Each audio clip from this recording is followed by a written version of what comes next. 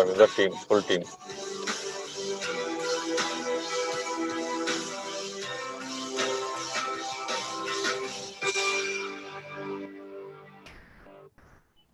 I welcome you all for this continuous medical education on behalf of Department of Cardiology, Sri Ramachandra Institute of Higher Education Research. I would like to introduce Dr. Muthukumar, who is one of the well-reputed senior pediatric interventional cardiologists who is very well versed in all kind of structural interventions. Dr. Muthukumar, please take over, sir. Thank you. Thanks a lot. Thanks a lot, Bhupati, for organizing this lovely meeting. And I got the opportunity to introduce my co-moderators and also the speaker. First, Dr. Jayaranganath, my good friend,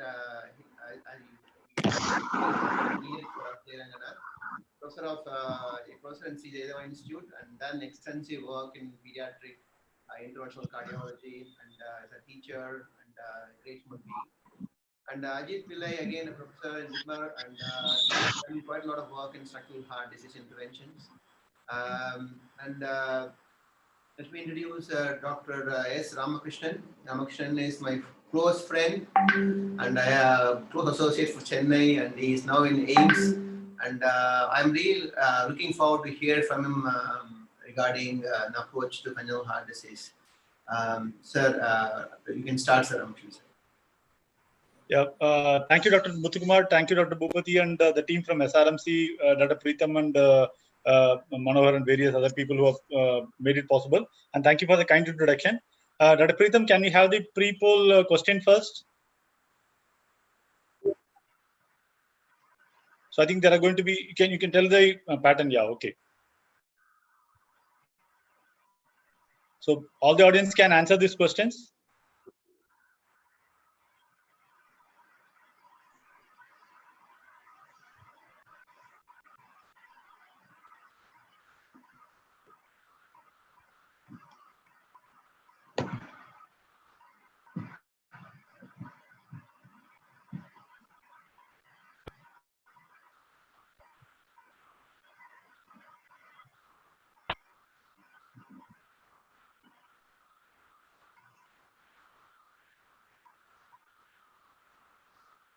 Okay, go to the next one.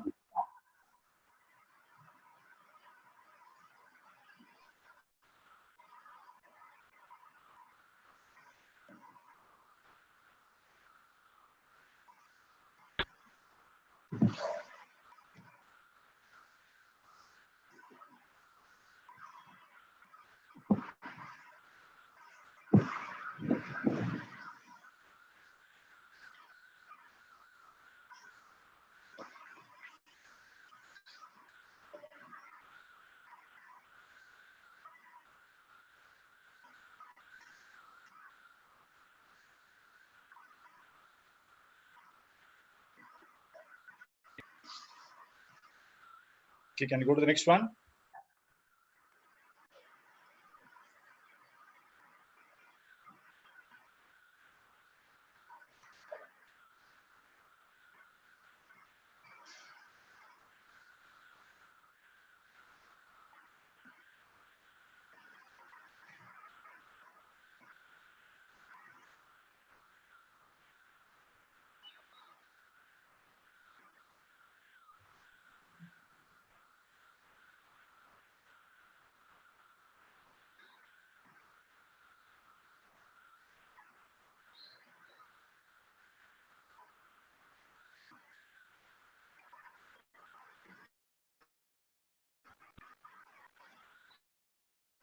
Can you go to the next one?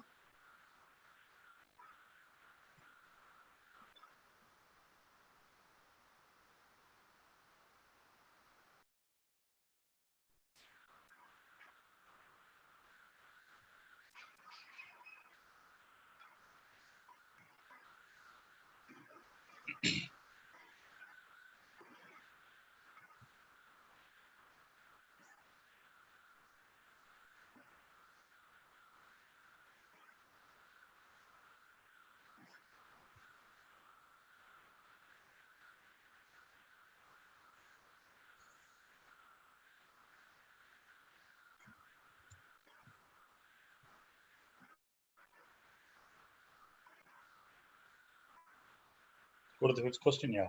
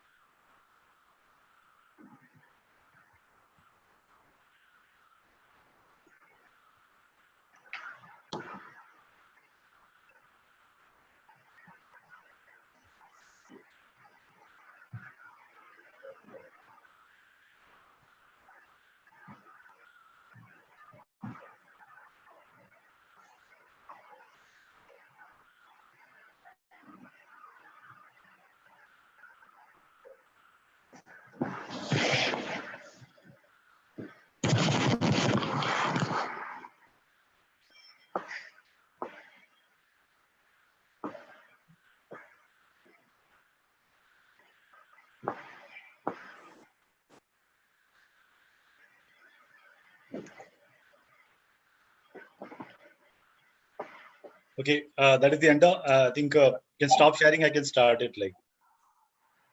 So I think even though the questions were pretty basic and pretty straightforward, still only 50 to 60% of students have got it right. So my endeavor is to make all of you understand all the basic principles behind an approach to cyanosis in adult in a very simplified fashion. That is the basic approach in this lecture. Am I audible? Is clear? Slides are clear? Yes, sir. Okay. So what are the likely diseases that you are likely to encounter is TOF. Most often than not, in an adult with cyanotic unoperated adult, everything is going to be TOF or something related to TOF physiology. Various other variant forms of tetralogy, or there could be some more variations like pulmonary atresia, a PS with intact ventricular septum with an ASD, previously known as Triology of Fallow, or very rarely you can encounter a TOF with absent pulmonary valve in a 10-year-old, 12-year-old, all those things. The next group of lesion that I would likely to encounter is an Eisenmanger syndrome, and then you are likely to encounter a few, out of which only one is likely to be kept in the exam, that is an Epstein's anomaly. Rest of them are pretty rare, like common atrium, pulmonary fistula, and so on and so forth. And with more and more availability of expertise, I think more and more operator congenital heart disease are likely to encounter over time.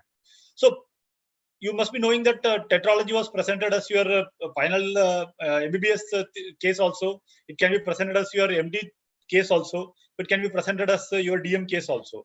What actually differentiates between all the three phases of your life career is the understanding of hemodynamics and your understanding of natural history of the particular disease, what makes you suitable to answer all the questions that are asked in a DM examination. I would say DM examination is nothing but a simple undergraduate examination with an addition of understanding of hemodynamics as well as understanding of the natural history of each and every disease that we are likely to encounter. So I will first touch upon the basic hemodynamics that work in cyanotic congenital heart disease and a basic brief about the natural history of these diseases before we go on to the approach. So before we go that, we need to know what is cyanosis and how it manifests, and what are the various predictors of cyanosis. So for a given saturation, whether the patient is seen to be cyanosed or not will depend on various other factors apart from the saturation, on the skin color, the hemoglobin level and the type of hemoglobin, the experience of the examination, and the various other situations like acidosis, perfusion, alkalosis, etc. So now every examiner who comes to DM and DNB examination understands that saturation is another vital, and you're not supposed to miss it. And in patients who are not class 4 who can actually exercise, you are supposed to get an exercise saturation, and many times exercise desaturation will be the only one clue that will actually fix your case. And this clearly, the graph clearly shows that the level at which cyanosis is recognized is different for hemoglobin A as well as hemoglobin F. And this is a very important slide that says that generally we know that hemoglobin cyanosis is detected when the reduced hemoglobin is 3 gram%. Anemia has a very significant role in our ability to pick up cyanosis. So, for example, 85% saturation, you can pick up cyanosis if the hemoglobin is adequate, but 70% saturation is needed if the hemoglobin levels drops. So then that is the understanding that you have to have. So that is why the hemoglobin effect or anemia affects our availability to pick up cyanosis. So what are the various hemodynamic classification of CHD that we are likely to encounter? So the hypotension shock, that particular group, the pulmonary venous hypertension group, they are likely to be only a disease of the neonates, and the primary heart failure related things like pulmonary plethora and pulmonary venous hypertension are also mostly disease of the neonate. So in nutshell, the group of disease that you are likely to encounter is the one in the middle in the adults. That is the TOF-like physiologies, the critical PS with atrial septal defect. These are the ones that we are likely to encounter. Then you have various other forms of tetralogy like DORV, TGE, and all those things with VSD PS are likely to be encountered.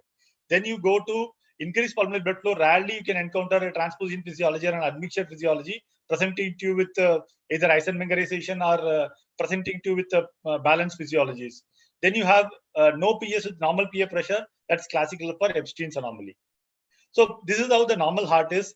To understand, the systemic venous flow comes into the right heart, goes into the lungs. Then the the pulmonary blood flow, the pulmonary effective blood flow is generally equivalent to the systemic venous return. Whereas the pulmonary venous return comes to the left heart and it goes into the body. So generally the QS is equivalent to the QES and the pulmonary venous return is equivalent to that. So in general, QP is equivalent to QUP, that is equivalent to QS, that is equivalent to QES. That is effective flows, and then the real flows are actually the same in a normal heart. So generally SpO2 is in PA is lower than in FA. That's very clear because it goes for oxygenation in normal heart. But in tetralogy like physiology, what is happening is there is a VSD and there is a PS. There is a right to left shunt happening here. The systemic venous shunt is actually shunted from right to the left side. So whatever is happening as a right to left side is what is missing in the blood that is going into the lungs. That is QP, generally that is QEP, is the systemic venous return minus this whatever is the right to left shunt that is going across into the system. It's very clear. Whereas QS is equal to the real QES plus right to left shunt. I make very clear. There is no confusion in this. So here here also the saturation in PA is generally less than what is saturation in FA. The QEP will be equivalent to QES, but there is a small alterations here. Coming to admixture physiology, a classical example will be a AV canal defect or a common atrium where there is an admixture happening, or a TAPVC where there is an admixture happening. So the systemic venous return is actually getting mixed here in a common chamber, and that some amount is going to the body, whereas the pulmonary venous return is getting mixed here and some amount is going into the body. So in the net pulmonary blood flow is what is the blood that is coming here, the systemic venous return that is coming here, minus the right to left shunt that has gone, and plus the left to right shunt that has added. It's quite clear. The blue blood that has gone out is negative, and then the red blood that is added is positive. So whereas the QS, that is the QES, that is the pulmonary venous return, plus the right to left shunt minus the left to right shunt, that is what makes the QS. Then what determines the amount of cyanosis and the degree of cyanosis is the PS or the pulmonary vascular resistance compared to the systemic vascular resistance, and is there any streaming issues involved or not. Here in a classical admixture physiology, generally all the saturation in chambers beyond the mixing chamber is generally the same. So likely that PA and FA are the same saturation, likely to have the same saturation here in an admixture physiology. Coming to a TGA physiology is actually slightly more complex, where actually the blood is actually anatomically being shunted and then there is physiologically being shunted. So then there is actually the systemic venous return that is coming here into the right heart and actually going into the body to the right heart. This is the physiological right to left shunt, and there is a pulmonary venous return. The oxygenated blood has to come through a mixing chamber, otherwise life cannot go on. So then there is a mixing chamber. There comes the shunt that is coming, the real right to left shunt. This is a full of oxygenated blood from the pulmonary venous return.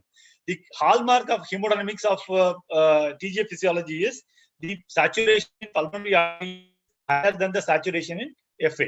So those who are interested into understanding these hemodynamics much better, understanding QP/QS, I would ask you to refer to a great paper by Professor Tarakan in Annals of Pediatric Cardiology a few years back. That's on hemodynamics of all these TGA and admixture lesions. So I think it's a must read for all PG students who are appearing for examination. So in summary, a common garden congenital cyanotic congenital heart disease presenting in adults are by and large eisenmangers and tetralogy, where the basic physiology is a step down at the ventricular and aortic level, whereas a transposition physiology is also may be found, and an admixture physiology may be found. In a transposition physiology, classically, the PS saturation is greater than the aortic saturation. So patient are cyanosed without a PS also. They have increased blood flow as well as there is cyanosis. Where there is mixing of blood happening from the right to left systems, and then the saturation beyond the chamber are equal. So am I clear in all this? So now we move on to the natural history of all these cyanotic congenital heart disease in adults. So what is the commonest cyanotic congenital heart disease at birth? Because we are so much money is on top, so we always think it is tetralogy. But look at the incidence. The transposition of great artery is the topmost. Hypoplastic left heart comes next, followed by tetralogy of fallow. But look at the 1 year survival. The transposition physiology, 80 to 90% they generally die within 1 year of life. And total anomalous pulmonary venous drainage, 18% only survive, whereas hypoplastic left heart only 10% survive. Whereas tetralogy, 70% survive. Out of all these common cyanotic congenital heart disease at birth, the only condition that is where survival is the rule, majority survive, is tetralogy of fallow. So that is why beyond infancy, everything that you find is always tetralogy of fallow. But the commonest cyanotic congenital heart disease at birth may be transposition of great arteries. So when you find lesions in adults, cyanosis in adults, we can differentiate between three common types. A common defects with expected survival, those are tetralogy of fallow and eisenmanger syndrome. There are some uncommon defects with expected survival, like Epstein's anomaly and a PS with intact ventricular septum with ASD or a PFO shunting right to left. Are uncommon defects in adults with exceptional adult survival. In large volume centers, we do encounter all these patients of TAPVC presenting in adult, double outlet right ventricle, univentricular hearts, truncus arteriosus, transposition of great arteries, tricuspid atresia in various forms. All of them are infrequently encountered as a cause of cyanosis in adults. But the most common critical ones are the TOF and eisenmanger syndrome. Survival in adulthood, even the complex ones, is actually pretty well established. For example, the CCTGA, the oldest surviving patient reported is of 91 years. So most of the other conditions, it's roughly around 50, 60. If you say any question that is asked 50, 60, you're likely to be right. So all of the diseases, actually the older survivors are roughly unoperated survivors are in the 60s.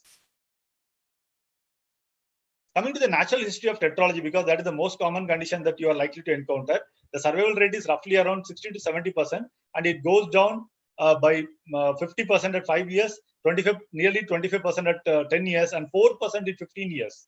So TOF-like conditions are actually poorer. So the most common question is asymptomatic or a mildly symptomatic pink tetralogy sitting in front of you in the exam. The examiner will ask you, should you operate this patient? Why should you operate? He is asymptomatic. So generally it is accepted that they all should be operated, even if they are asymptomatic. Whenever there is a bioventricular repair is possible, we should always give them a chance of full repair, especially without a conduit. So what about the evolution of cyanosis in tetralogy? What is the natural history of cyanosis in tetralogy? Most of the patients present with cyanosis at rest are on crying or activity. So that's why I told you the exercise saturation may be a very important clue that you should not miss. So 25% of patients of tetralogy are cyanotic at birth, 75% of cyanotic at 1 year of age. A very common question is that why tetralogies have late appearance of cyanosis. That is related to the progressive increase in oxygen demand of the growing child. The infundibular PS generally increases because of muscle hypertrophy as well as establishment of fibrosis.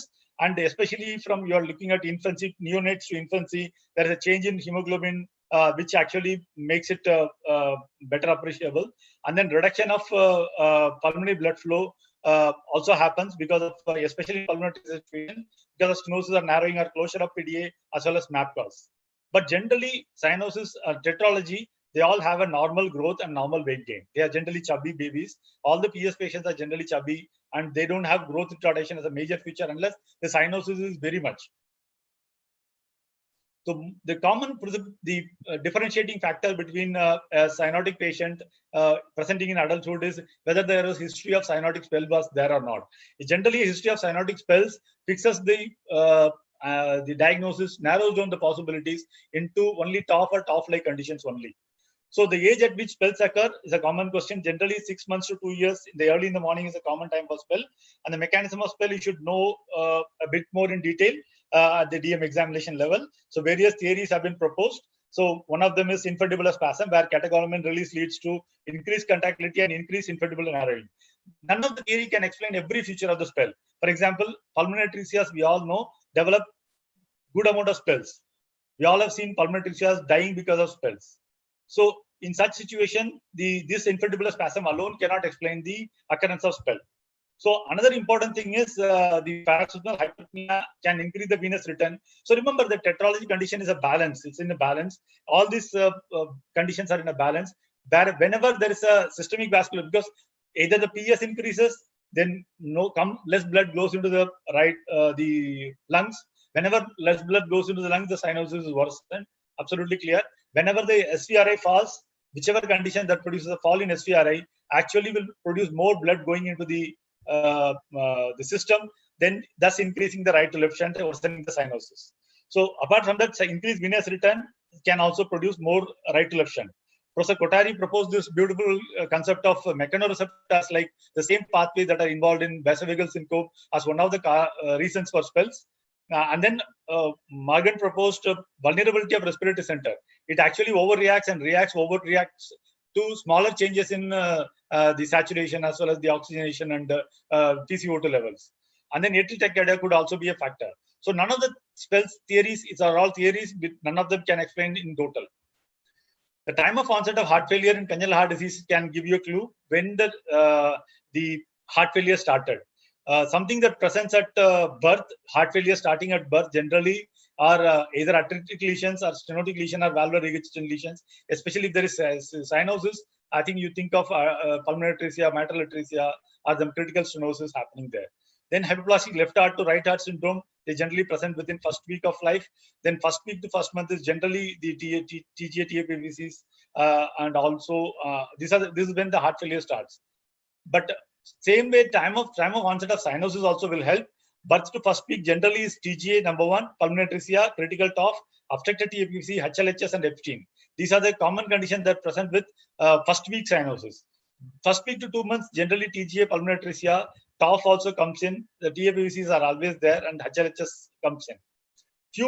After few months to few years, as we move ahead, I think the TOF comes in, more and more balanced physiologies comes in, the Eisenmanger syndromes comes in. So rest of the thing they generally fade away. The neonatal diseases tend to fade away, like TGA, pulmonary atresia, TAPVC generally are uncommon beyond 6 months of life. This is something that principally you need to know, because this will help you in your approach to your cyanosis. Another important clue that gives a lot of clue is the history of squatting. And the common question is how squatting relieves cyanosis. I think these are the ways in which it does. And then, but one important thing is 3 to 10% of Eisenmanger syndrome also may have squatting, history of squatting.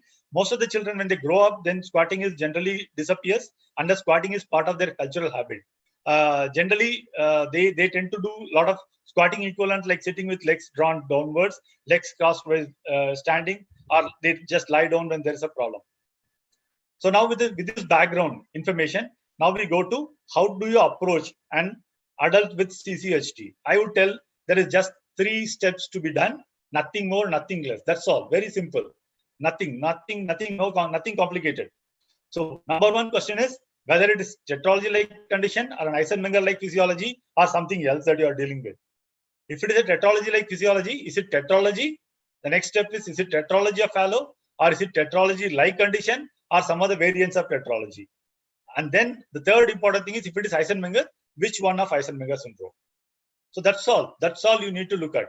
It's very simple. So let the $1 million question in most of the adults, 27-year-old coming in front of you in the exam, sitting with cyanosis, is this question, whether it's a tetralogy or some form of eisenmanger syndrome, some form of tetralogy physiology or some form of eisenmanger syndrome. So with the background, we all know this. How do you differentiate?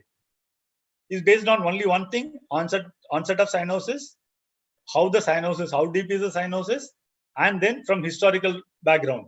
And then is there a history of cyanotic spells are there or not, and history of squatting is there or not. These are the relative importance wise. The course of cyanosis is a very important characteristic that differentiate between tetralogy and not only the course of cyanosis, but the depth of cyanosis also differentiate between tetralogy and tetralogy-like conditions and eisenmanger syndrome. Classically, spells are actually generally found in tetralogy, and squatting, as I told you, like can be there in some patients with eisenmanger syndrome also. So what are the things that you're looking at from history in this approach? When heart failure started and when cyanosis started? Is there a history of heart failure where there breastfeeding, there's a problem in breastfeeding, sweating during breastfeeding, and then is there failure to thrive? Then these things suggest that possibly either there are increased pulmonary blood flow, something was associated with increased pulmonary blood flow in infancy that has actually continued into eisenmanger syndrome, or something that was like a VSD and then that has gone into eisenmanger syndrome, or something like a VSD where Gasul phenomena or something happened and that actually converted into cyanotic congenital heart disease, or some syndromes could be associated with all these lesions, or it can be TOF with absent pulmonary valve. And history of hemoptysis, if there is something history, then most likely it is likely to be a TOF-like physiology with severe amount of pulmonary stenosis, or it can be eisenmanger syndrome. History of tachycardia and palpitation can be found generally in Epstein's anomaly, AV canal defect, corrected transposition of great arteries, as well as heterotaxy syndromes. And same group of patients can have AV block associated, except Epstein, all of them others can have AV blocks as cause of syncope. The rest of the conditions, actually syncope can be a feature in adult tetralogy also, but it's very uncommon. But if you have syncope, you think of PS with intact ventricular septum rather. So the most important in general, what is the most important difference between tetralogy and eisenmanger syndrome? Then we'll go into the individual details later on. The most important difference is cyanosis, generally tetralogy is variable, very variable. It can be, you can find a pink tetralogy in one end to a really blue purple tetralogy in the other end. But eisenmanger syndrome, by and large, generally the patients that you see in 20s and 30s are generally have mild cyanosis. Both of them, by rule, with some exceptions, will have normal heart size. S2 will be single. Depending on the various eisenmanger syndrome, it can be variable. Like it will be single in BSD, will be variable, wide and fixed split, which is narrower than before in ASD with eisenmanger syndrome. Palpable pulmonary artery pulsations P2 are never found, but if you find them, then you generally fix it to eisenmanger syndrome. Thrill may be present. Eisenmanger, generally the flow murmur, the murmur that is found in the RV outflow is actually a milder murmur. So generally the basic thing is the thrill will be absent.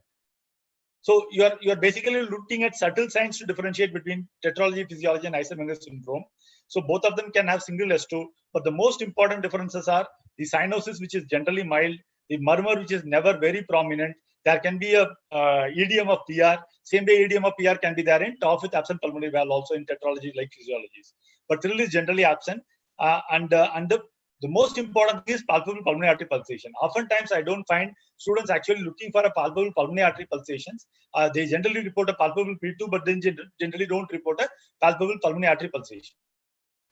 So X-ray classically can differentiate various these two differentiating conditions. So first we will focus on tetralogy physiology, and the next question is, once you have decided, you've made up your mind whether it is tetralogy like physiology. Now we need to know whether it is classical tetralogy of Fallow or some other variant forms of tetralogy, various other conditions that can mimic like present like tetralogy physiology, or it can be a variant form of tetralogy. So what is it? What is that defines a tetralogy physiology? It is a large unrestricted VSD, severe pulmonary stenosis, and central cyanosis. So this is a very important thing. Almost always, by definition, they have a large unrestricted VSD. They almost always have a severe pulmonary stenosis. For example, a common problem that happens in the exam is whenever we ask pink tetralogy, why the pink tetralogy is pink and whereas a cyanotic spelling tetralogy is blue. What is the difference? most of the time we find an answer that is, sir, the pulmonary stenosis is mild. That's a common problem that happens in the exam. 80% students outside the institutes answer like this. They always say that mild PS. There is mild PS in pink tetralogy. It just cannot happen. Think of the hemodynamics. What is the LV pressure? Will be 120. The same like the systolic blood pressure. What will be the RV pressure? Unrestricted VSD will be the same like LV pressure, 120. What will be the catheterization pressure in a pink tetralogy? Even if you consider 30 systolic pressure, the gradient is 90. They almost always will have severe PS. If you don't find a severe PS in a patient, it's unlikely to be a tetralogy classically. It is likely to be some form of BSD with acquired PS later on. So then coming back to the question, why a pink tetralogy? What determines the amount of cyanosis in tetralogy is the amount of pulmonary blood flow. So that is indirectly depending on the resistance that is offered at the RVOT level. So what are the typical clinical findings in a tetralogy of Fallot? Common Gordon tetralogy of Fallot is nothing. You just don't find any physical findings. Before you put your stethoscope, there is hardly anything. JVP is by and large normal. You may find some AV which is prominent in adult tetralogy, or whenever there is tetralogy is failing. Then normal cardiac size, no heart failure, no or mild parasternal impulse. Systolic thrill is uncommon. There is only one sound, that is single S2. S1 is normal, single S2, no added sounds. And the ejection systolic murmur. The most important characteristic of this murmur, we all know this, there is a large VST that is decompressing the right ventricle. So hence there is not much load. Both the ventricles are pumping together happily. So the problem is there is no parasternal heave because of that. And the murmur is generally inversely proportional to cyanosis. And generally the diastolic flow rate is clear. The no S3 or S4. With adults, in adults you can have aortic ejection click may be found, especially in pulmonary artery situation. So basically, by and large, remember it like tetralogy is no physical findings, only one murmur and single S2. That's a norm in a classic common garden tetralogy of Fallot presenting in adulthood also. No parasternal heave, no cardiomegaly, no heart failure. Going into the details of auscultation, especially S2, because we all know that most of the time, whenever examiner wants to grill somebody, they generally go into hemodynamics or generally go into the depth of S2, because we know that is where most of the students will falter. So what happens to S2? Single A2 with a soft inaudible or delayed P2. So P2 is delayed because of prolonged RV hangout interval. P2 is soft due to thickened tethered abdominal pulmonary valve with high viscosity of blood also will contribute.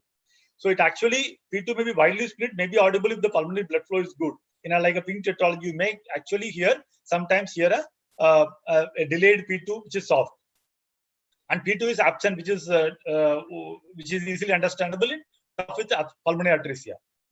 Coming to the ejection systolic murmur, it is generally at the left sternal border in the RVOT region. This is because of the turbulent flow across narrowed RVOT, not because of the flow across the VSD. I repeat again, this is because of the turbulent flow across the narrowed RVOT, not because of the flow across VSD, because that answer I have heard in some DMDNB exams. So exact location actually is based on the site of obstruction, because pulmonary valve will be higher and infundibular will be lower. And usually it's a early peaking murmur. Remember, I told in valve heart disease approach also, peaking of the murmur is the most important characteristic that you should describe in an ejection systolic murmur. That's a very important one. So it's generally an early peaking murmur. So what determines the intensity of the murmur? It is determined by the amount of blood flow across the RVOT. Higher the blood flow, generally lesser is the cyanosis and louder is the murmur. So in general, that is why the murmur is generally inversely proportional to the amount of severity of cyanosis. The viscosity of blood plays an important role because of the altered Reynolds number. Anemia increases the intensity while hyperviscosity reduces it. What is the typical ECG feature in tetralogy? A common garden tetralogy. If you have to teach an undergraduate, you should teach them right ventricular hypertrophy, right axis deviation, and early transition of QRS. So what is the right axis deviation is easy to understand. Right ventricular hypertrophy is also easy to understand. What is the early appearance of deep S wave is what is called as early transition. That's a very typical feature of tetralogy. Whereas the amount of LV forces indicate the amount of pulmonary blood flow. The more pulmonary blood flow is there, more pulmonary venous return will be there, more amount of LA-LV volumes will be there. So more is the LV forces in the ECG, in a tetralogy, more will be the amount of pulmonary blood flow. So the boot comes in various shapes and size, and a common question that is asked is why there is a boot-shaped heart. I think I won't answer this, and you can all find the reason for this. Various other common features that you can find out. Coming to tetralogy-like physiologies, what are the various other non-tetralogy but tetralogy-like physiologies? They are BSD with PS, like for example, a Gazul phenomenon developing later on. Or rarely you can find a mid-muscular VSD also with a valvular PS, which is not typical tetralogy, but it's a VSD with PS. There can be DORV with VSD with PS. There can be tricuspid atresia VSD with PS. There can be TGA VSD with PS. There could be corrected TGA with VSD with PS. There can be AV canal defect with VSD with PS, AV canal defect with PS. There can be single ventricle with PS, and various heterotaxy syndromes can be there. So how do you differentiate between all these things? Again, I say very few clinical signs can tell you this is what it is. So let us just focus on these clinical signs. I told you what is typical tetralogy is very simple. Nothing is there. So when you find a pulsation in the second left intercostal space, it is in a tetralogy like physiology, a classical tetralogy, it is always invariably think of an L post iota of corrected transposition.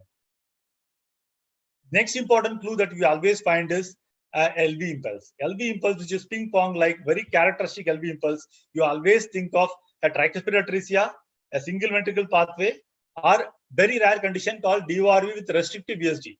So in this situation, both the great arteries are rushing from the RV. Now we have a restrictive VSD. It is almost like an AS for that patient, an LVOT obstruction for that patient.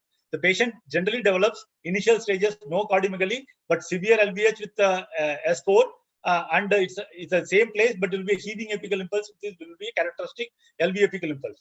Remember, any patient you find a heaving apical impulse typical of aortic stenosis, LV type of apical impulse in a cyanotic patient, always think of DORV with restrictive VSD with PS. Even though they are not tetralogy like physiologies, Epstein anomaly and pulmonary atresia intact ventricular septum may also have LV apical impulse. Another important concept that these are the three important way in which you should identify variants commonly. So you find a patient who is absolutely cyanosed, but you find a loud murmur. When that can happen? Whenever some other hemodynamic factor is contributing to that cyanosis apart from the pulmonary blood flow. So what is that factor? Either the patient should have a transpose physiology in addition, or should have an admixture physiology in addition to the PS. Then that case, you can think of a condition where actually the murmur, the flow is good, there's a good murmur, still there is more cyanosis.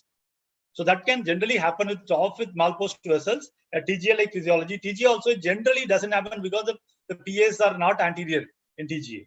So then actually there could be a complex interaction, could be there in some complex congenital disease, single ventricle heterotaxy, all those things, this can happen. So the most important thing is DORV, it is because there is some other hemodynamic factor is contributing to the cyanosis, like unfavorable streaming or a transposition like physiology that is contributing to the cyanosis apart from the pulmonary blood flow. So this X-ray I kept because this is where the L post aorta is seen. This is where you will feel the pulsation, palpate the pulsation in case you find LTGA. So various other uncommon findings that you may encounter, if you encounter, you should think of them, is murmur of a pansystolic murmur of an AV valve regurgitation. If you are finding it, then you should think of AV canal defect or a corrected transposition of great arteries. If you are finding an early diastolic murmur of PR, it is generally absent pulmonary valve, or it can be TOF with ARs. Even though it's not a tetralogy like physiology, if you find this diastolic murmur, you should always think of a truncus arteriosus or a PDA with PR. These are the common causes where you can have a cyanotic with a prominent diastolic murmur. If there is a complete heart block, if you have a history of palpitation and syncope, you should think of CCTGA. Whenever there is a situs and cardiac position abnormality, then you should think of CCTGA. And one more important clue that you will always can rely upon is generally, by and large, TGA and DORV, the cyanosis is more compared to a tetralogy like physiology, especially if it is malpost vessel in DORV. And generally, by and large, the single ventricle and corrected TGA can be mildly cyanotic also, because they are very well balanced. This is something that will help you in differentiating. So Coming to TOF-like conditions like the DORV, ABSD, TGA, TAPVC, all those things, sorry, not TAPVC, but rest of them, how are they different? So for the same degree of pulmonary obstruction and QP, QEP is lesser than tetralogy. That means something else is actually contributing to the right to left shunting. So they generally have early onset of cyanosis. The QEP will be far lower, and the flow across RVOT will be more than tetralogy for the given degree of cyanosis. And murmur, as I told you, can be more in an RVOT, and cyanosis may be more for the degree of QP. We'll touch upon a few specific lesions without going into the depth of all these conditions. There's some conditions that are likely to encounter in the exams. So DORVSD PS, we all understand it's not one disease. It also depends on what is the location of the VSD and whether it is rootable or not. These are the two important determinants that determines whether how the management is and how the presentation is. A subaortic VSD is the commonest variant with a normally related results. We just cannot differentiate by clinical examination from tetralogy of Fallot. It is almost always everything is like tetralogy of Fallot, except maybe some clues in ECG may be there, but everything else will be same like tetralogy of Fallot, which is the commonest variant of DORV VSD PS. Whereas if you find a subpulmonic VSD, which is similar to a TGA VSD PS, which we'll be describing later on. If you find a non-rootable VSD or an inlet VSD, it will become something like an admixture physiology along with PS. As I told you, there is a restrictive VSD in the presence of DORV. You will find an LVFX and an LVH as a predominant feature, like an AS like apical impulse. May have relatively deeper cyanosis if it is Malpost vessel, if not for the first part. Loud murmur for the degree of cyanosis may be there, and ECG may be characteristic. Coming to TGA VSD PS, that is there is VA discordance. Relatively, definitely deep cyanosis will be there in most of them. Marumba, loud murmur for the degree of cyanosis, but I said it may not be appreciable because of the non-anterior nature of the PA. ECG is biventricular hypertrophy with right axis deviation, and X-ray will be characteristic. Narrow pedicle will be there apart from all the other features that you can see. CCTGA is a very important common condition that is encountered in adult practice. Not common, but rare condition that frequently, reasonably will encounter in most of the high volume centers. Cyanosis is very variable according to the amount of LVOT obstruction. They may have bradycardia and CHB. A palpable A2 and aortic pulsation at the left second intercostal space because of L post aorta is very characteristic. S1 may be soft because of PR prolongation. ESM is less prominent because of posterior pulmonary valve. Better heard in the third left intercostal space if it's because of subvalvular deformity. AVVA murmur can be heard medially. ECG is very characteristic in CCTGA. There could be conduction abnormalities. There is clear-cut absence of Q wave in V5, V6 and lead 1 and AVL. Instead, the Q waves will be found in V1, V2 and 2 and AVF. So left axis deviation can be there, but it's not common in the setting of VSD with PS. In fact, I think you should all read that Dr. Tandon's textbook of bedside diagnosis of congenital heart disease, where he has beautifully summarized all the conditions according to the axis deviation on the ECG, along with which ventricular hypertrophy is there. So right axis deviation, RBHS, DORV, TOF, TG, and single ventricle, whereas characteristic left axis deviation and LVH is found in tricuspid atresia and single ventricle. I think this I think you should all be aware of. So a brief mention of how do you decide the management of all these conditions, because many times a common approach to this management is missing in most of the conditions. Like so, a two ventricular repair is possible in most of these conditions like VSD-PS, DORV VSD-PS, TGA VSD-PS, CCTGA VSD-PS, and AVSD-PS, mostly possible. But single ventricle repair is the rule in tricuspid atresia, single ventricle, or some of the heterotaxy syndromes. But among these conditions, in the first list also, four important determinants determine whether the patient goes for single ventricle physiology or two pump repair. That means two ventricles have to be there. Two AV valves of sizable nature should be there. There should be no atresia. And LV, the systemic ventricle, should be rootable to aorta. And there has to be a balanced defect. These are the very important characteristic feature that based on which all these four conditions will go for a two ventricle repair.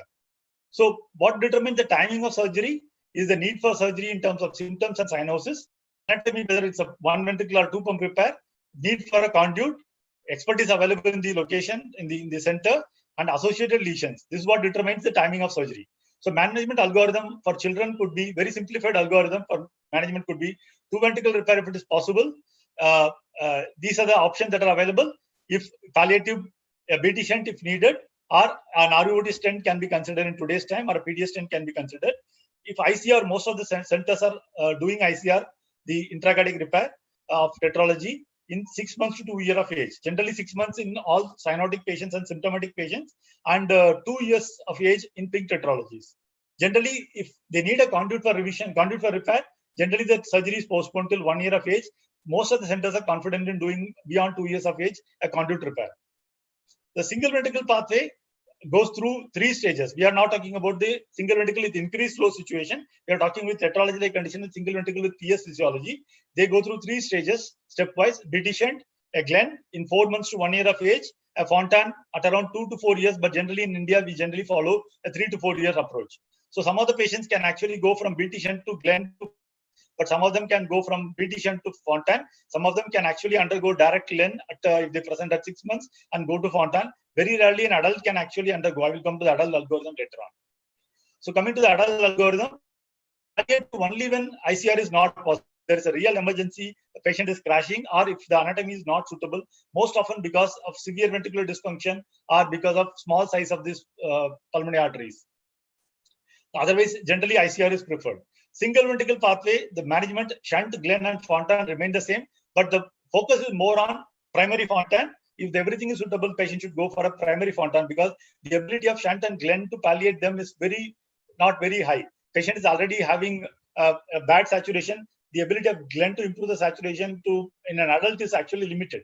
So you should generally consider a Fontan, but if the patient is not suitable for a Fontan, we will either do a central shunt, or if the patient is borderline, then we actually can do, you think the patient may take Fontan later on, but then you can do a Glenn and very rapidly convert them into, a few months later, you can convert them into a Fontan.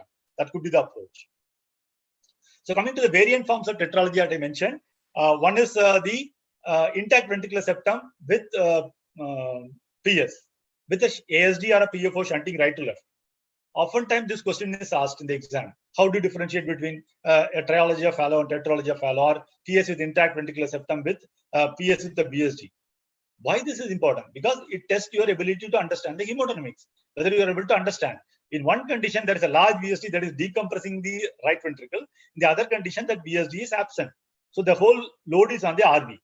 Hence, it dilates. There is TR, there is cardiomegaly, JVP is not normal, there is left parasternal heave. That is why repeatedly this question is being asked.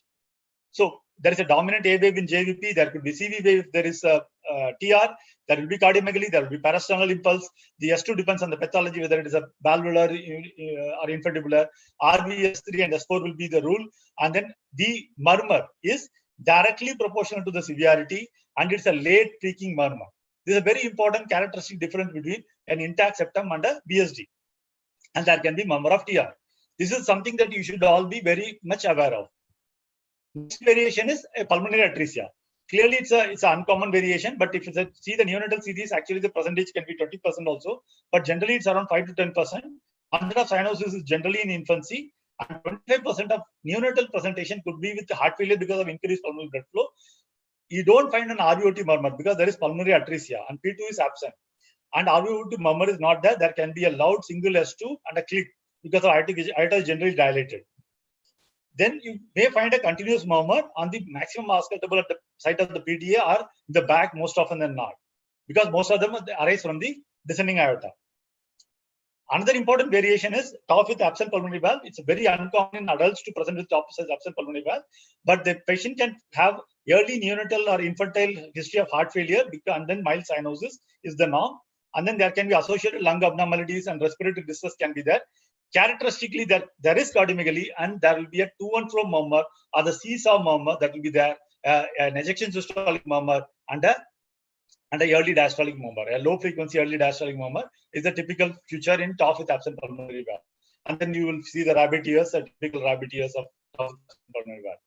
And oftentimes, these conditions, the conditions that are in the exams, don't read textbooks.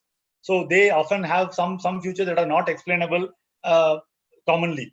So some of the features of adult tetralogy are heart failure can be found in 15%, hypertension is found in 6.7%, aortic regurgitation is found in around 6%, ECG may show LVH in some less than 1% of patients, absence of RVH in adults can be there in 3.5%, QVAV in lateral lead can be there in 9% of patients.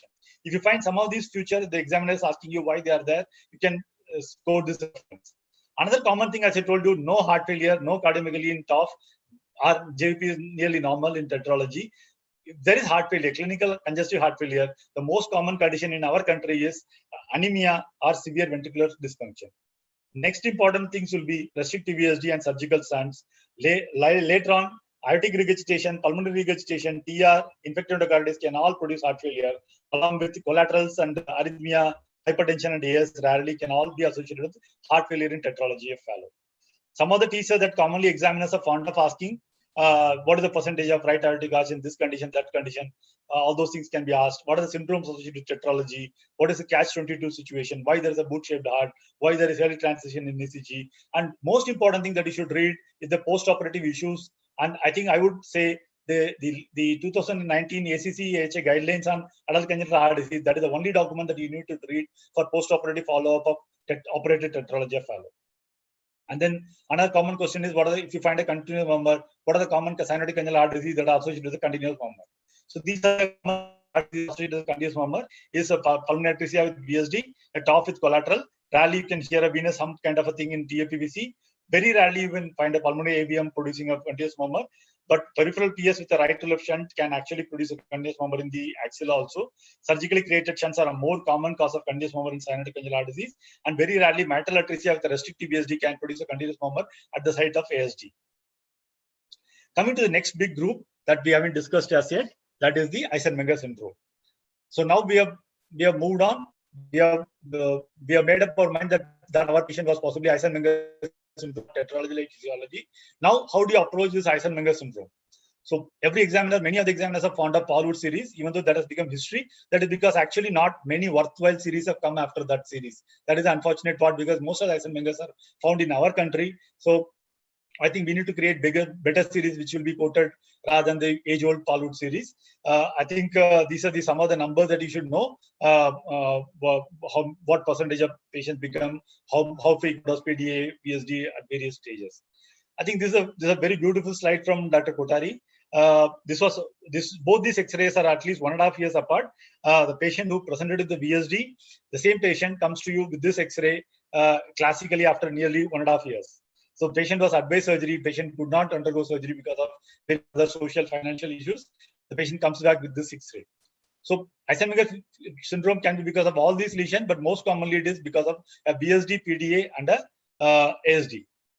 So generally, some of the key concept that you need to understand is Eisenmengerization is a process. It is not a one-point event. It's a process that keeps on happening with age. It goes up. Generally, it happens by around 2 years. Most of the VSDs can become inoperable. VSDs and PDA can become inoperable by around 2 years of age, but not in the second or third decade of life. This is another common problem that happens in the exam. Most of the time, we ask you this conceptual question. Most of you get it wrong. The patient comes and presents to you with symptoms and exercise limitation of Eisenmenger syndrome at second decade of life. That is what various textbooks have written. But the process of Eisenmengerization has started very early. So the importance of this question is, if you wait till 20 years, you think that by 20 years, the patient of BSD will be operable. That's absolutely wrong. The patient of BSD, large BSD, should be operated as and when it is diagnosed beyond neonatal age group. So closure of the defect is detrimental once the obstructive PH is developed. So clearly, is the last chance to operate. We should not operate. Any patient who has shown reversal of shunting must never be operated. Because the median survival is not so poor, it is median survival around 30-40 years in uncomplicated lesions. This is actually an important graph, actually suggesting that the survival curve of Eisenmenger syndrome is far better than the survival curve of idiopathic pulmonary hypertension. And then 20% die due to medical and adverse activity. So clinical presentation wise, Eisenmenger syndrome can be characterized into 3 different subgroups, characteristic subgroups. So most of the time, when you get into DM examination, DM mode, you always think of a patient coming to you with typical history of increased pulmonary blood flow, like future, like heart failure, failure to thrive in infancy. That has had a settled phase. Now he has come back with symptomatic adolescence and is a typical common garden feature of Eisenmenger syndrome. You're wrong. This is found in 50% of patients presenting with Eisenmenger syndrome in our country. Rest of the 50% are actually insidious presentation, where the children or the parents do not notice the patient had a heart disease, or do not know that there was a period of increased flow or a period of heart failure at that time. So they all come with insidious onset of cyanosis or excess limitation at around 18 or 20 years of age, for example. The other third least common or a rare group is cyanosis since birth that has worsened and became Eisenmengerization earlier. Because these are the group of conditions that are CCHT with increased QP, that is increased pulmonary blood flow, like truncus arteriosus or a TGA, where there are cyanosis since birth and the cyanosis worsens and then they become Eisenmenger pretty early in life. So these are the three clinical subgroups that you should be able to recognize. The key features are cyanosis is variable, generally it is mild, and differential cyanosis, if you are finding it, it actually clinches the diagnosis of PD Eisenmenger. JVP, prominent A wave, can be there in 20 to 90% of patients. B wave is seen only in 5 to 20% of patients, particularly in those who have LV to RA shunt or a mitral regurgitation. Heart is not enlarged, but the paternal impulse will be variable. Beat is loud and palpable, and there can be a palpable pulsation will be there in 2/3 of patients. Ejection click in most of the patients.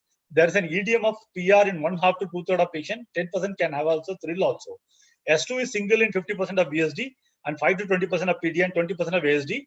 Wide split is rare in BSD but common in ASD and rarely in PDA. So clinically, as I told you, generally absence of cardiomegaly and heart failure, minimal left parasternal lift, absence of significant shunt murmur, that is no flow murmurs across the LVOT or in an ASD, the flow murmurs across the tracheal wall also disappear. So primarily the patient presents you with signs of pulmonary arterial hypertension. So constant ejection click of PH and pulmonary regurgitation murmur are the two common conditions, common feature that you encounter, but various other signs of PH like palpable P2, palpable RVS3 or S4, palpable pulmonary artery pulsation are commonly found. You may look for peripheral arterial blues like to rule out peripheral pulmonary stenosis, and pleural effusion may also be found.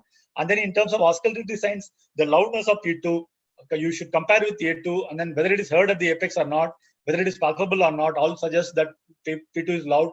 There could be RVS3 or S4, there could be constant ejection click, there will be murmur of TR, murmur of PR, and then there is a soft ejection systolic murmur. They are there. So once you find a TR, you are often confused whether it's a low pressure TR or a high pressure TR, because Epstein can also present with cyanosis, and there can be a PS with TR. How do you differentiate? Basically, these are the differentiation which I actually told earlier also. So the pitch of the murmur and the shape of the murmur are the more important features, along with the loudness of P2. How do you differentiate between low pressure and high pressure PR? Because this could be important differentiation feature between TOF with absent pulmonary valve, which is characteristically low pressure PR, or a PDA with PH, where it could be a high pressure PR. The pitch is higher, the duration is longer, it's a brief decursion of murmur, and then other features of high pressure will be there. Prominent PR is generally a feature of PDA with PH. Another common issue that comes up is how do you differentiate between a large PH is there? How do you differentiate between whether it is a still operable patient, a borderline 6-year-old, 10-year-old is given an exam, whether the patient is still operable or there is an obstructed element is there, the Eisenmenger syndrome has set in. In hyperkinetic situation, the heart size is large, there will be hyperkinetic apical impulse, hyperkinetic impulse will be there.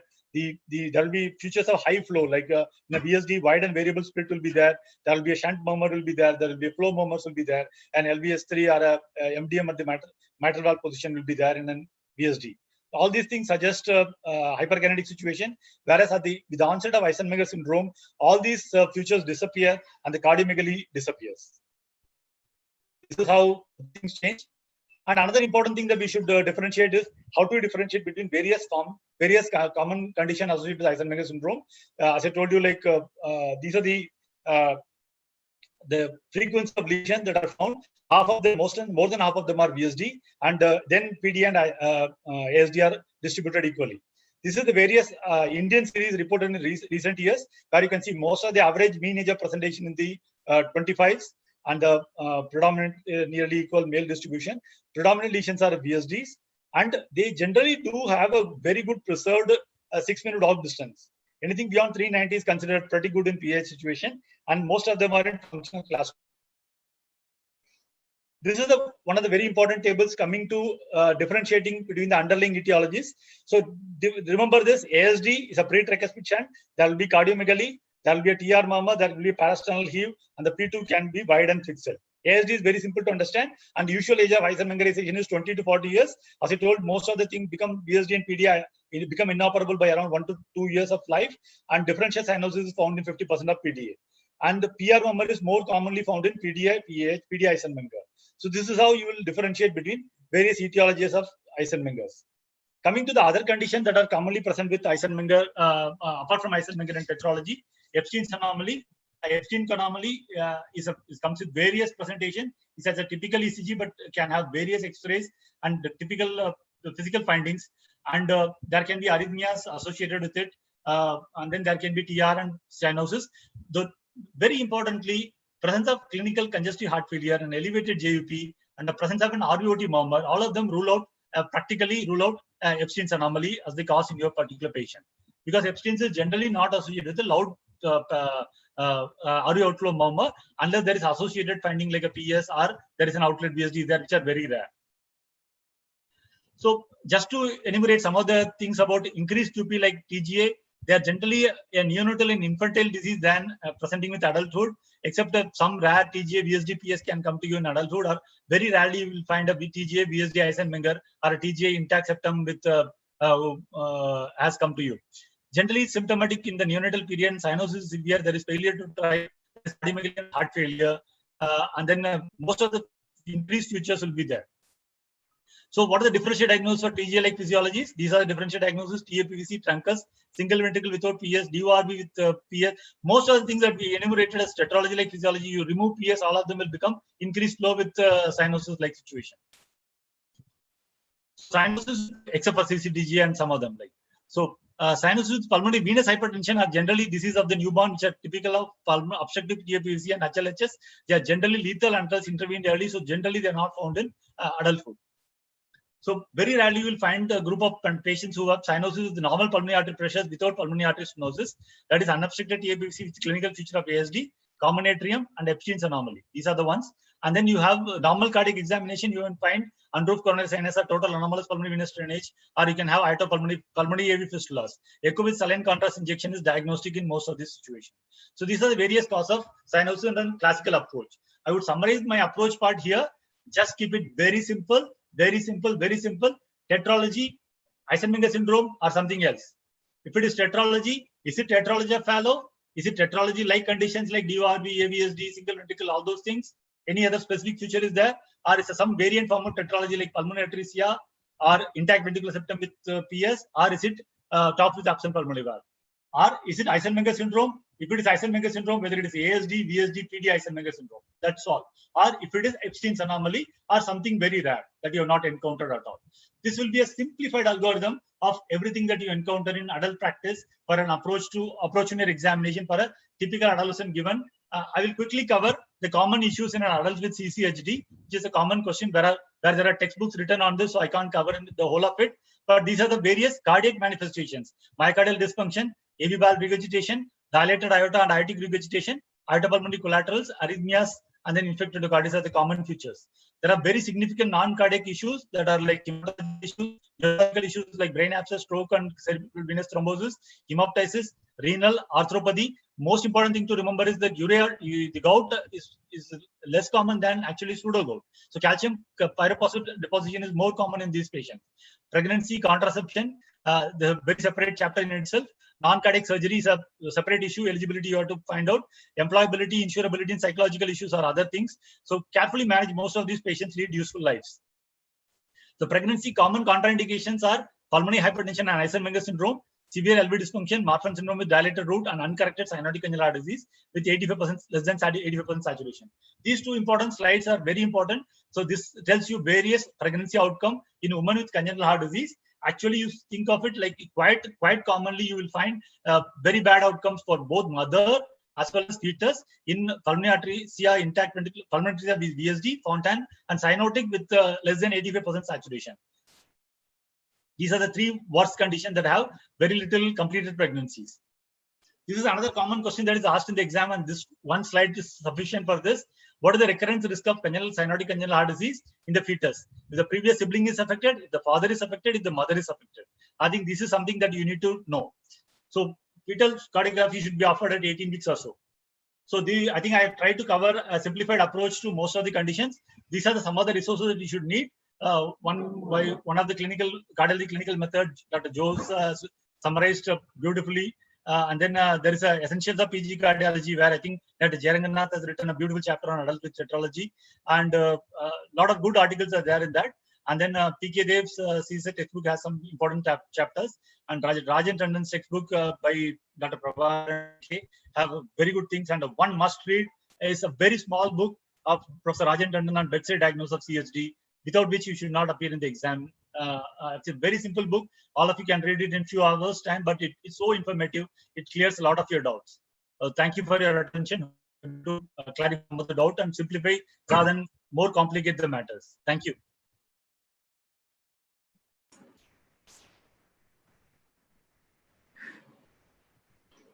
Very nice presentation, Dr. Ramakrishnan. Very elucidative for the students to understand how to approach a cyanotic heart disease, and quite a refresher for me from the times I learned how to approach cyanotic kind of heart disease. There's a few questions for the you want. I think they want the post poll CME before post poll polls before this. The same questions will be posted again. All right. Okay. Okay, let's see the answers. Do you want to take over the answers for this one, Ramakrishnan? So the commonest congenital heart disease, cyanotic congenital heart disease at birth is transposition of great arteries. Next one, the onset of cyanosis at the attendees have to answer, sir. Okay, let them answer it. Okay.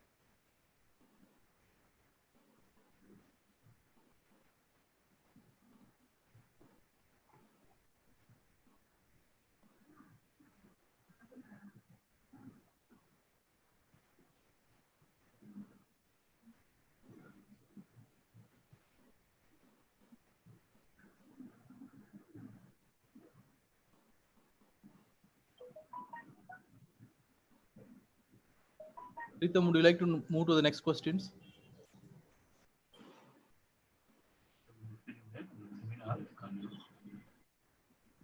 Okay. I think commonest cyanotic congenital heart disease at birth is transposition of great arteries. I think 94% of you got it right. And then onset of cyanosis in 25 years of age is consistent with all the following except. So 25 years adult tetralogy can present with cyanosis, but truncus arteriosus generally should have cyanosis much earlier. So that is the correct answer, because congenital arteriosus generally cyanosis onset is pretty early. Beyond infancy, they are beyond the neonatal age group, they become cyanotic. ASD eisenmanger can present with 25 years of onset of cyanosis, and Epstein anomaly can present with this thing. Then CCHD in adult with LV effects may be found in all the following conditions except. It's very, I think most of you got it right, but there is some confusion. As I told you, classical is tricuspid atresia, single ventricle are the classical ones. Then you have DVAR with restrictive VSD will have a characteristic LV apex, which is actually a heaving apical impulse like AS. So that also can be associated. CCTGA, the apex is generally, if it's generally by the RV. So this is the answer. Then which of the following clinical sign is uncomplicated in VSD? As I told you, cardiomegaly is the answer. And then obviously Epstein can have cardiomegaly, TOF with AR can have cardiomegaly, PS with intact ventricular septum can have cardiomegaly. DOR VSD with PS with normally related vessel is almost always like a tetralogy-like situation, which is not associated with cardiomegaly.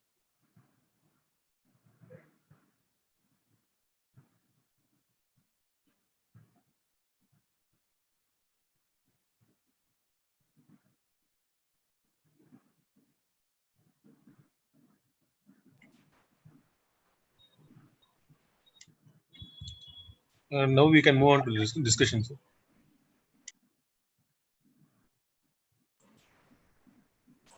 You want to look at the questions, Ram? Yeah, I am just going through. Yeah. So DRV, VSD, PS, thrill will help to differentiate. Yeah, it could differentiate, it could help, but generally you do. Generally, actually, it is on what are the reasons for a thrill at the base of the heart? So there are very limited conditions that can produce a thrill in the base of the heart. That too in a cyanotic, the thrill actually is generally found in pink tetralogy, or if it is a valvular PS or a PS producing with a shunting happening across an ASD. These are the common cause of thrill with cyanosis at the heart. But rarely, very rarely, you will find a DRV unless it's a restrictive VSD. Generally, you don't find a thrill across the VSD level.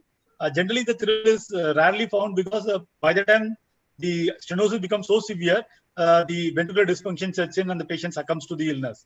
Because DRV VSD, restrictive VSD becomes like an AS for the patient. Apart from the DRV physiology happening, the patient have additional left ventricular outflow obstruction also. That becomes pretty detrimental.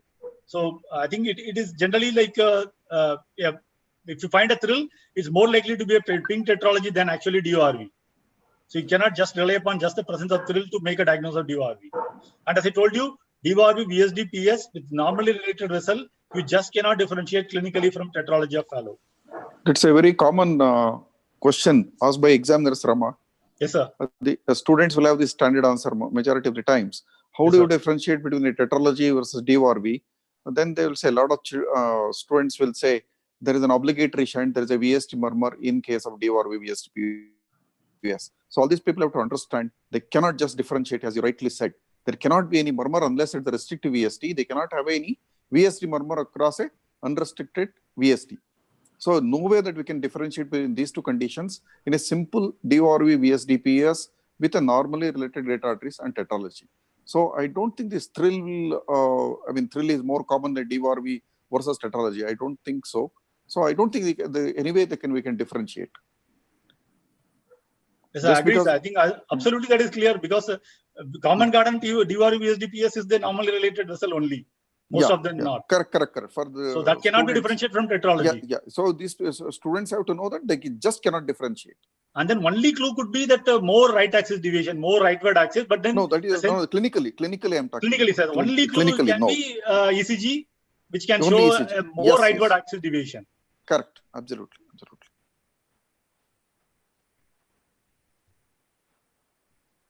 And the other question is, there's a very interesting question like severity of PR in high pressure and low pressure. How do you clinically assess? Actually, out of all the condition, assessment of PR severity is the most difficult one. It actually depends on the low pressure PR. Actually, the duration is the very important characteristic in both of them. How do you assess severity? Like you assess in AR severity, but oftentimes it can be a patient can have severe PR. The murmur can be of lesser duration as compared to AR also. So if you find a longer murmur, then generally the severity of PR is likely to be higher. And there is signs of cardiomegaly. If there is signs of other features of RV dilatation, then you think of severe PR as the primary thing. And the other question is cyanosis with left parasternal pulsation. What are the causes?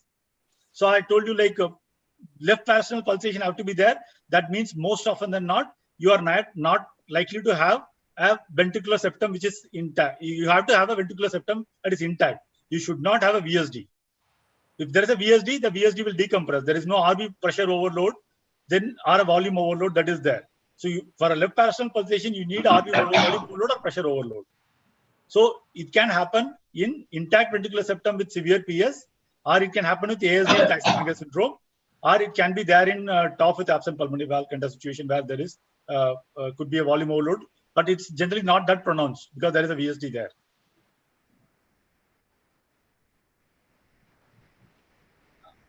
And then TAP indications for now for TOF surgery. I think that is actually most often than not to do with the annulus. The anatomy of the RVOT determines the indication for tetralogy. TAP, and generally nowadays surgeons do try to preserve pulmonary valve as much as possible, or generally create a monocuspid or bicuspid valve the repair.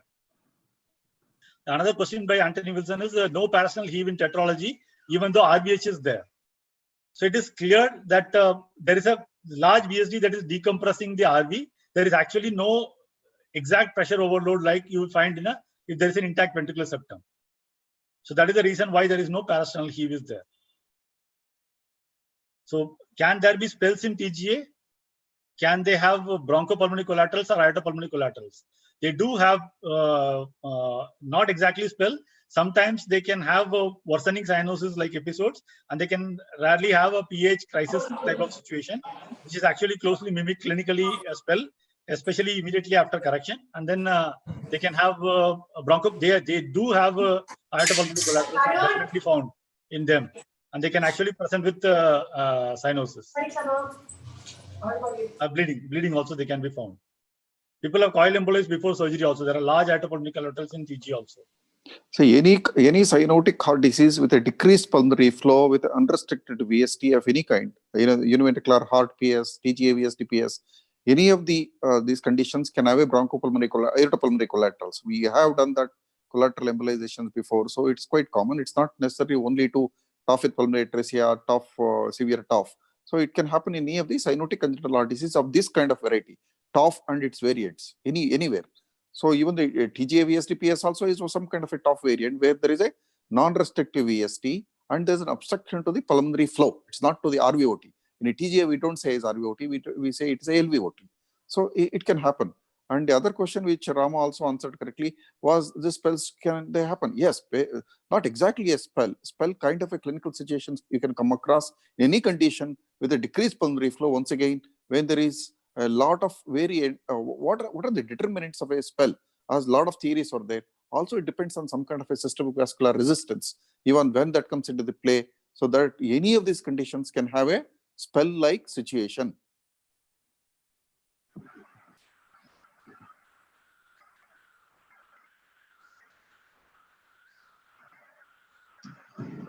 Just like to add a couple of points, Dr. Rama, if you permit. Go ahead. I think the candidates, when they approach this cyanotic congenital heart disease, as Dr. Jayananda was also telling, I think the physiology is more important. If you go through the lecture of Dr. Rama, I think this I'm telling to the candidates, you will understand that there are very few clinical points. So let's say we compare with the valvular heart disease, where we actually micro dissect the length of the murmur, the intensity of the murmur, the conduction of the murmur. Here actually there are very few clinical signs we need to elicit. One cardinal example is actually to see whether it is a left ventricular apex or right ventricular apex. Dr. Rama has clearly alluded as if there is an RV impulse, what are the conditions you look for, or the LV impulse, what are the conditions you look for. And the 2-3 participants have again put the chat box that about the left parasternal heave. One should clearly understand that the left parasternal heave in the setting of a congenital cyanotic heart disease is not the equivalent of what we see in a valvular heart disease. It's completely different.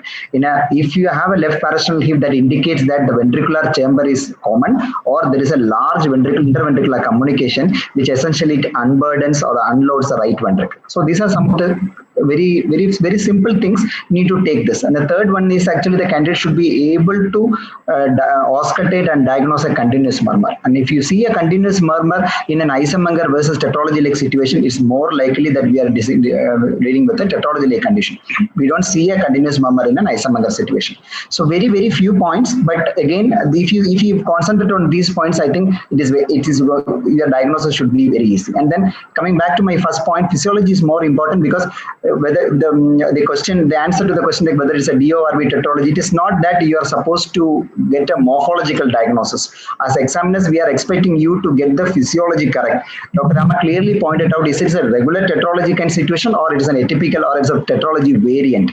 So we don't, from examiners, we don't expect you to give us the detailed morphological diagnosis. I do an echocardiographic diagnosis. That is exactly not the one which we want. Anybody can just get the echo diagnosis and can try to fit in the clinical findings with the right of the echo. That is not the examination, or that's not the knowledge we are expecting from you. Take basic principles like alluded in this lecture, take into your mind. Next time when you examine or approach a patient with congenital cyanotic heart diseases, take some basic principles and then start approaching the patient in such a way so that you don't lose the track. We just want you to see whether it is a tetralogy or you are dealing with an eisenmanger. And if it is a tetralogy, if it is a regular tetralogy or it's a tetralogy variant. And in that, if you see that physiology is more important, then all the queries, the answer to all the queries is already there. Whether you get a collateral, whether you get a MAPCA in a TGA, everything is possible. Because if you understand the physiology, automatically you will understand that in a specific physiology, always a collateral can happen like a tetralogy. I hope I made it clear. Please carry on. Thank you. There's a couple of more questions like role of RVOT stenting and PDA stenting in fallow. So you are the best. Aditya is asked.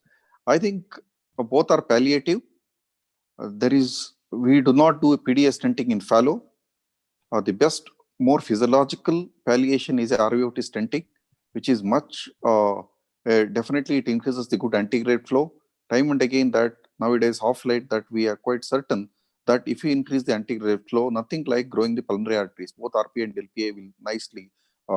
There's one more thing. A technical issue in a PDA stenting is that we have to put a stent into the MPA or it goes into the LPA or RPA through the MPA. So it is not very easy for the surgeon to take out that stent in a PDA. So RVOT stenting is a preferred option nowadays, unless many times it is becoming very difficult at times in a sick child when you will not be able to enter the pulmonary, go through the annulus and put a wire and all that. In an extreme situation, moribund situation, you have an access with the arterial access or something like that, then you can do the PDA stenting to save the child. Otherwise, electively, RVOT stenting is the treatment of choice as a palliation in tetralogy of fallow. Agree? One of the questions is, can we hear VSD in TOF in some scenarios? Basically, he is asking whether you can hear a murmur at the VSD site at the TOF some scenario. Like, think of it, LV eject all the time into aorta. It never produces a murmur in normal situation when the flows are normal. So, if the VSD is smaller or a restrictive one, then only you start hearing a murmur. Even if it's an obligatory VSD in a DORE situation, only if the flow is increased across a relatively narrow VSD, or if it is not an unrestricted VSD, then only the murmur starts to happen. But the problem here is that suppose the TOF becomes unrestricted VSD, or DORE becomes a restrictive VSD, the physiology becomes so bad that the heart failure sets in, the LV volume overload and LV systolic dysfunction sets in. It never becomes so prominent that especially DORE VSD can have a still higher gradient, but tetralogy generally we don't find a patient who is presenting with tetralogy with restrictive VSD with 150 gradient across LV and RV, because RV has to handle suprasystemic pressures, so it just cannot handle it like. So that is the problem in most of the tetralogy with restrictive VSD. Technically, only one condition that can have VSD murmur is at times in tricuspid atresia VSD PS, most of the restriction happen at the site of VSD. Then if you find a murmur, which is like a ejection murmur, it can be from the site of VSD in a tricuspid atresia VSD PS. Hope this answers your question. So the answer is no. We cannot hear a VSD murmur. So as Rama said that in a VSD with restrictive VSD with the RV, the RV is crossly distended. Even there, hardly we have a VSD murmur. In fact, there, what happens is the tricuspid TR murmur sets in because RV has to pump at a suprasystemic pressure. So it I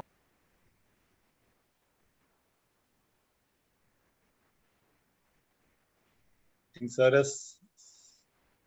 has got disconnected or what? So I think I will complete the answer. Like what happens is the cardiac output also falls in such situation. Actually, the murmur never is so prominent as you think murmur can be. Next question. So which CCHD? Sir. I think, sir, can you elaborate few words for the delegates about 1.5 ventricle repair? 1.5 pump repair. Yeah, we have covered single ventricle and two ventricle and one ventricle repair. 1.5 for the exam going forward. So, like for example, most common 1.5 ventricle repair is when the RV is relatively hypoplastic, and you doubt whether the patient can take a full 2-pump repair. So there are Z-scores developed for that. The RV volumes can be calculated on MRI. All those things can be done, whether the patient can take a 2-ventricle repair or not. So what in that situation, the patient, we go with commonly that is a common situation where there is a VSD with PS or a intact septum with PS, where the RV size is borderline. We don't know whether the patient will take it or not. Very rarely, we generally say that they do 1.5 pump repair, in which the whole repair is done and then a Glen is added. You add a Glen on top of it. So this is classically 1.5 pump repair. So you do the repair, VSD PS is there, then you do the repair for VSD with PS. Generally leave a small ASD open if need be, and then do a Glen, add a Glen to the repair. So it depends on the RV. Mostly it is done for RV, which is borderline like, which cannot take a 2-pump repair. So generally, by and large, they do it on table, and they go with the repair. They check the pressures. If the hemodynamics are not good, they add a Glen and come out.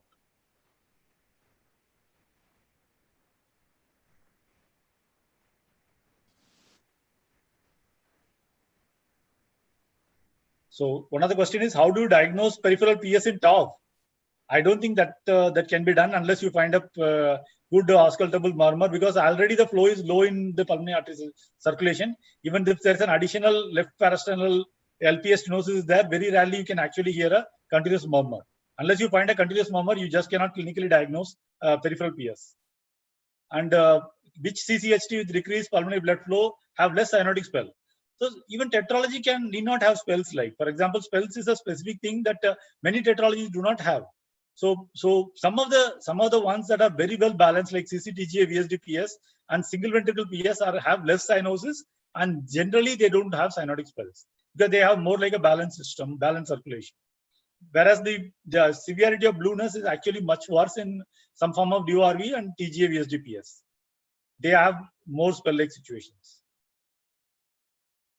Then so coronary anomaly in TOF is better evaluated echo or CT angio. The question is very clear. Answer is very clear. It's always CT angio first. So most of the time, CT angio or coronary anomaly are better differentiated by CT angio. Whenever you have doubt in echo can be good enough to say it is normal or abnormal.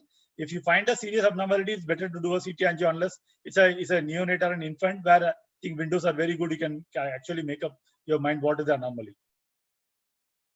So another question is TOF-like physiology with parasternal pulsations causes.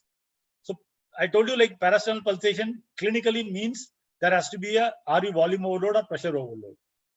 So most common condition that can be associated with this is PS with intact ventricular septum, or very rarely in TOF with absent pulmonary valve, you can find something similar to that.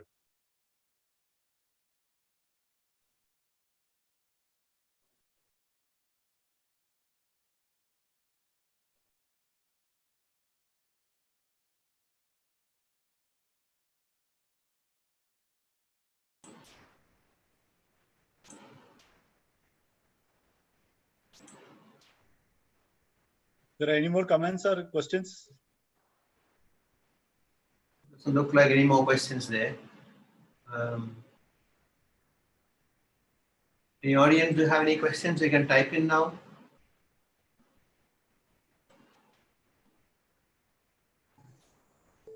So I think few more questions have come. Yeah. Roll up balloon occlusion testing in the assessment of operability in Eisenmanger syndrome. So I think once you label it as Eisenmanger syndrome, there is no question of doing a balloon testing or anything. If you labeled them as Eisenmanger syndrome, you know that the reversal has happened. Generally, best is to leave them alone. But in a borderline situation, in a PDA Eisenmanger, you just can do a balloon occlusion testing. And whenever a borderline patient with PDA PH, you're taking them to lab, you should definitely do a balloon occlusion, or nowadays you can do a device occlusion also and see what happens to the PA pressure, whether to release the device or recapture it and take it back.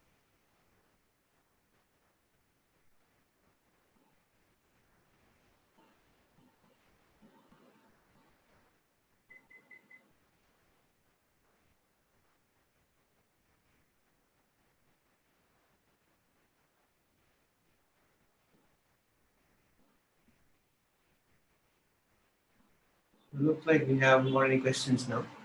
Any other questions?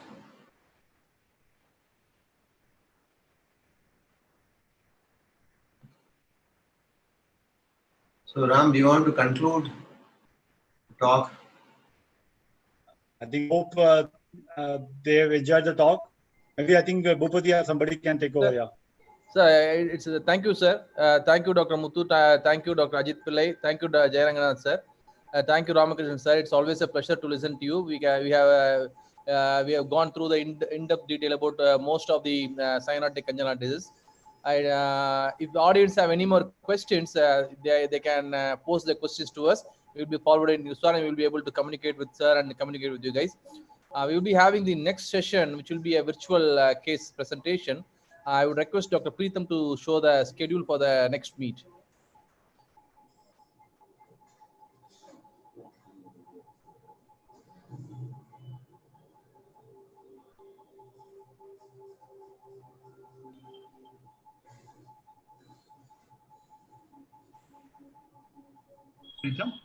Preetham? Yeah. So we will be having a talk by Dr. Rishi Shetty, who is the professor of cardiology from King George Medical University. Day after tomorrow on clinical examination, no stone should be left unturned. Please don't miss it. He will be demonstrating about most of the clinical signs which cannot be missed in your examination. Followed by virtual case presentation, 2 consecutive virtual case presentations.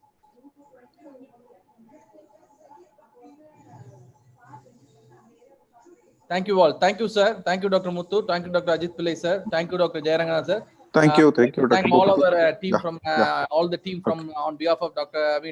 T.R.M. sir and